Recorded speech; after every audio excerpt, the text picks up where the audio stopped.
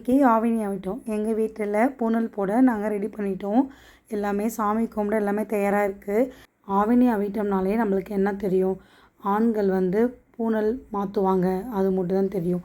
ஆனால் அதுக்கு பின்னாடி இருக்கிற உண்மை அர்த்தம் என்னன்னு தெரியுமா? பொறுப்பும் ஒழுக்கத்தை பற்றி இது சொல்கிறது தான். வாழ்க்கையில் பொறுப்பாக இருக்கணும், ஒழுக்கமாக இருக்கணும், நல்ல முறையில் வாழ்க்கையை நடத்தணும்னு சொல்லிட்டு நம்மளுக்கு நினைவுபடுத்த நாள் தான் இந்த பூனல் நாள்.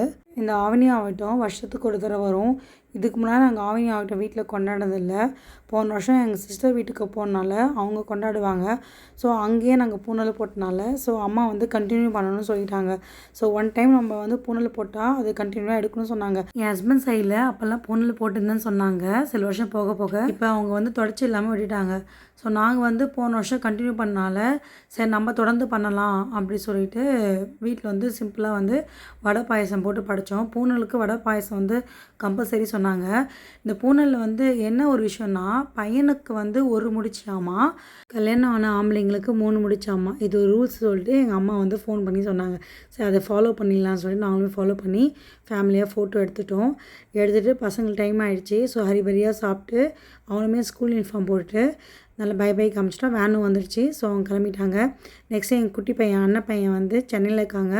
ஸோ அவங்களுமே இதான் ஃபஸ்ட் டைம் தம்பிக்கு பூனல் போடுறது. ஸோ அவனுமே ஹாப்பியாக பை பை காமிச்சிட்டே இருந்தான், கிளாப் பண்ணிகிட்டே இருந்தான். அவனுக்கு ஏதோ ஒரு சந்தோஷமாக இருக்குது, வேஸ்ட் கட்டி என்னமோ பண்ணுறாங்க நம்மளை அப்படி சொல்லிட்டு நல்லா ஹை பை காமிச்சிட்டு ஹாப்பியாக இருந்தான். அப்புறம் என் சிஸ்டர் வீட்டில் எப்போவுமே வருஷம் வருஷம் அவங்க போடுவாங்க. அதை மாதிரி அண்ணன் தம்பிங்களுக்கு அவங்க ஹஸ்பண்ட் எங்கள் சிஸ்டரோட ஹஸ்பண்ட் பூனல் போட்டு கொண்டாடினாங்க. அவருமே பூனல் போட்டுட்டு நல்லபடியாக சாமியை கும்பிட்டாச்சு. நம்ம ஆஃப்லைன் பேக்கிங் கிளாஸ் கண்டக்ட் பண்ணியிருக்கோம் 3 days. ஸோ நிறைய பேர் தெரியாதவங்களுக்கு ஷேர் பண்ணுங்கள். ஏதாவது டவுட்னா கீழே இருக்க நம்பருக்கு கால் அண்ட் மெசேஜ் பண்ணுங்கள்.